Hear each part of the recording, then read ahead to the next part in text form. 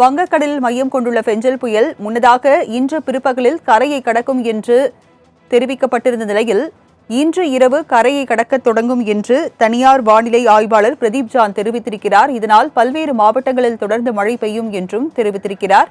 விவரங்களை செய்தியாளர் செலினா வழங்க கேட்கலாம். செலினா, தனியார் வானிலை ஆய்வாளர் பிரதீப் ஜான் என்ன தகவலை வெளியிட்டிருக்கிறார்? விவரங்கள் என்ன? வங்கக்கடலில் நிலவி வரக்கூடிய செங்கல் புயல் என்பது இன்று பிற்பகல் கரையை கடக்கும் என்று நேற்று வானிலை ஆய்வு மையம் சார்பாக அறிவிப்பு வெளியிடப்பட்டிருந்தது. இந்த நிலையில் தற்பொழுது இன்று இரவுதான் கரையை கடக்கும் என்று தனியார் வானிலை ஆய்வாளர் பிரதீப் ஜான் தெரிவித்திருக்கிறார். புயல் கரையை கடக்கும் பொழுது குறிப்பாக அந்த புயல் கரையை கடக்கக்கூடிய திசை என்பது மாறுவதாகவும், அந்த திசை ஏற்கனவே பாண்டிச்சேரி அதே போல சென்னைக்கு மிக அருகாமையில் கரையை கடக்கும் என்று தெரிவிக்கப்பட்டிருந்தது. தற்பொழுது செங்கல் புயல் என்பது மகாபலிபுரம் மரக்காணம் இடையே கரையை கடப்பதற்கான சாத்தியக்கூறுகள் இருப்பதாகவும் தனியார் வானிலை ஆய்வாளர்கள் தெரிவிக்கிறார்கள். இரவு 7 கிலோமீட்டர் வேகத்தில் நகர்ந்து வந்த செங்கல் புயல் என்பது தற்பொழுது 12 கிலோமீட்டர் வேகத்தில் நகர்ந்து கொண்டு வருகிறது. இந்த நிலையில் இன்று இரவுதான் கரையை கடப்பதற்கான வாய்ப்பு இருக்கக்கூடும் என்றும், பிற்பகல் வேளைக்கு பிறகாக புயல் கரையை கடக்கக்கூடிய அந்த நேரம் என்பதும் அதே போல கிலோமீட்டர் வேகம் என்பதும் குறைவதற்கான வாய்ப்பு இருக்கக்கூடும் என்று தெரிவிக்கப்பட்டிருக்கிறது. சென்னை, திருவள்ளூர், காஞ்சிபுரம், செங்கல்பட்டு ஆகிய மாவட்டங்களில் தொடர்ந்து மழைக்கான வாய்ப்பு இருக்கக்கூடும் என்றும் எச்சரிக்கை என்பது விடுக்கப்பட்டிருக்கிறது. குறிப்பாக வங்கக்கடலில் நிலவி வந்த செங்கல் புயல் என்பது கரையை கடப்பதற்கு காலதாமதம் ஏற்படுவதாகவும், இரவுக்கு மேலாக தான் கரையை கடப்பதற்கான சாத்தியக்கூறுகள் அதிகமாக இருப்பதாக தனியார் வானிலை ஆய்வாளர்கள் தெரிவிக்கிறார்கள். அதே போல இரவு 8:30 மணி அளவில் கரையை கடக்க தொடங்கும் என்றும் எதிர்பார்க்கப்படுவதாக தெரிவிக்கப்பட்டிருக்கிறது. கரையை கடக்கும் பொழுது 60லிருந்து 70 கிலோமீட்டர் வேகத்தில் காற்று வீசக்கூடும் என்றும், இடையே 80 கிலோமீட்டர் வேகத்தில் கூட காற்று வீசக்கூடும் என்று தெரிவிக்கப்பட்டிருக்கிறது.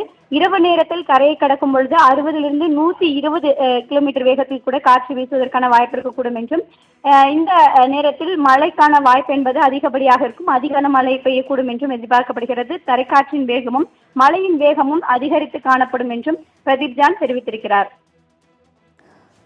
செலினா, முன்னதாக பிற்பகல்ல கரையை கடக்கும் என்று தெரிவிக்கப்பட்டிருந்த நிலையில் தற்போது இன்று இரவுதான் கரையை கடக்க தொடங்கும் புயல் என்று அறிவிக்கப்பட்டிருக்கிறது. இந்த காலதாமதம் ஏற்பட காரணம் என்ன? ஏதாவது அது குறித்த ஏதேனும் தகவல்கள் தெரிய வந்திருக்கா?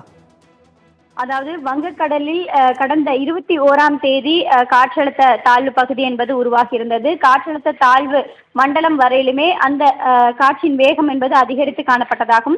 அதனால் புயல் உருவாகுவதில் காலதாமதம் என்று ஏற்பட்டிருந்தது. கடந்த 27ஆம் தேதி புயலாக மாறும் என்று எதிர்பார்க்கப்பட்டிருந்த நிலையில் நேற்றுதான் இது புயலாக மாறியிருந்தது. இரண்டு புறத்தில் இருந்தும் காற்றின் வேகம் என்பது அதிகமாக அந்த ஆழ்ந்த காற்றழுத்த தாழ்வு மண்டலத்தை தாக்கும் பொழுது காற்றின் வேகம் என்பது புயலாக உருவாகக்கூடிய அந்த வேகம் என்பது குறைந்ததாக தெரிவிக்கப்பட்டிருந்தார்கள். தற்பொழுது காற்றின் வேகம் அதிகமாக இருக்கக்கூடிய நிலையில் அந்த நகர்வு என்பது மெதுவாக தான் இருக்கும் என்றும், இதன் காரணமாக அந்த புயல் கரையை கடக்கக்கூடிய நேரம் என்பது காலதாமதம் ஏற்படுவதற்கு சாத்தியக்கூறுகள் அதிகமாக இருப்பதாக இந்திய வானிலை ஆய்வு மையம் சார்பாக தெரிவிக்கப்பட்டிருந்தது.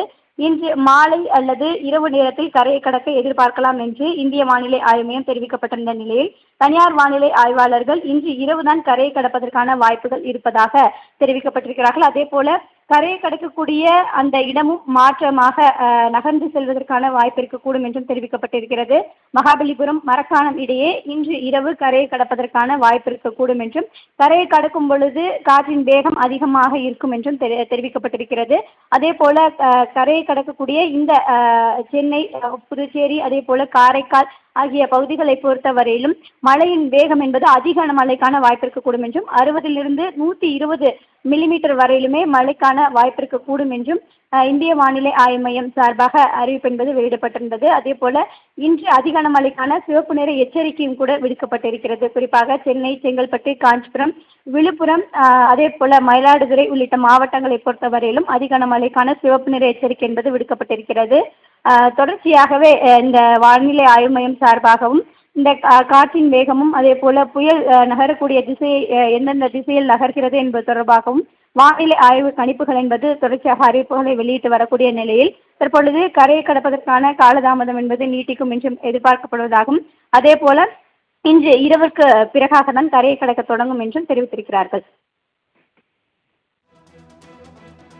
செலினா, நள்ளிரவுல பலத்த மழை பெய்யும் என்று தெரிவிக்கப்பட்டிருக்கிறது. இந்த மழை எவ்வளவு நேரம் நீடிக்கும் செலினா?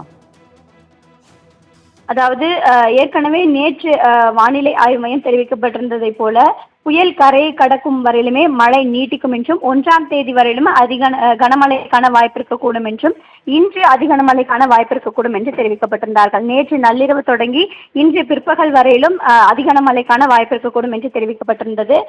முதலாவதாக கரையை கடக்கக்கூடிய நேரம் என்பது பிற்பகல் 1 மணியிலிருந்து 2 மணி வரையிலும் இந்த கரையை கடப்பதற்கான நேரமாக எதிர்பார்க்கப்படுவதாக தெரிவிக்கப்பட்டிருந்தார்கள். தற்பொழுது இரவு கரையை கடக்க துவங்கும் என்று தெரிவித்திருக்கக்கூடிய நிலையில் இன்று இரவு முழுவதுமே அதிகனமழைக்கான வாய்ப்பு இருக்கக்கூடும் என்று எதிர்பார்க்கப்படுகிறது. நாளை கனமழை முதல் மிக கனமழை கரையை கடந்த பிறகும் கூட அது புயலாக தான் இருப்பதற்கான சாத்தியக்கூறுகள் இருப்பதாகவும், கரையை கடந்து சென்ற பிறகு நாளைக்கு தான் அது ஆழ்ந்த காற்றழுத்த தாழ்வு மண்டலமாக வலுவிழப்பதற்கான வாய்ப்பு இருக்கக்கூடும் என்று தெரிவிக்கப்பட்டிருக்கிறது. நேற்று புயலாக உருவாகி இருந்தது. இன்று இரவு புயல் கரையை கடக்கும் வரையிலுமே அது புயலாக தான் இருக்கும் எனவும், நாளை அது ஆழ்ந்த காற்றழுத்த தாழ்வு மண்டலமாக வலுக்குறைந்து அதற்கு பிறகாக நாளை அல்லது நாளை மறுநாள் 2ஆம் தேதி வரையிலுமே அது பயணிக்கக்கூடும் என்று எதிர்பார்க்கப்பட இருக்கக்கூடிய நிலையில் அது வரையிலுமே கனமழைக்கான வாய்ப்பு இருக்கக்கூடும் என்று எதிர்பார்க்கப்படுகிறது. தமிழகம், புதுவை, காரைக்கால் ஆகிய பகுதிகளை பொறுத்தவரையிலும் அடுத்து வரக்கூடிய 5 தினங்களுக்குமே கனமழைக்கான வாய்ப்பு இருக்கக்கூடும் என்று தெரிவிக்கப்பட்டிருந்தது. குறிப்பாக 3ஆம் தேதி வரையிலும் கனமழைக்கும், அதற்கு பிறகு 5ஆம் தேதி வரையிலுமே லேசான முதல் மிதமான மழைக்கும் ஓரிரு மாவட்டங்களை பொறுத்தவரையிலும் கனமழைக்கான வாய்ப்பு இருக்கக்கூடும் என்றும் இந்திய வானிலை ஆய்வு மையம் தெரிவித்திருந்தது.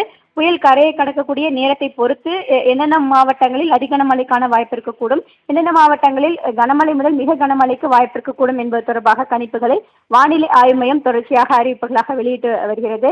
இந்த நிலையில் தற்பொழுது புயல் கரையை கடக்கக்கூடிய நேரம் என்பது இரவாக கணிக்கப்படுவதாக தனியார் வானிலை ஆய்வாளர்கள் தெரிவித்திருக்கக்கூடிய நிலையில் சென்னை, திருவள்ளூர், செங்கல்பட்டு, காஞ்சிபுரம் ஆகிய மாவட்டங்களை பொறுத்தவரையிலும் கனமழை முதல் மிக கனமழையும் ஓரிரு இடங்களில் அதிகனமழைக்கான வாய்ப்பு இருக்கக்கூடும் என்றும் இந்திய வானிலை ஆய்வு மையமும் தெரிவித்திருக்கிறது. ஃபெஞ்சல் புயல் இன்று இரவு கரையை கடக்கக்கூடும் என தனியார் வானிலை ஆய்வாளர் பிரதீப் ஜான் கணித்துள்ளார். விவரங்களை வழங்கியதற்கு நன்றி செலீனா.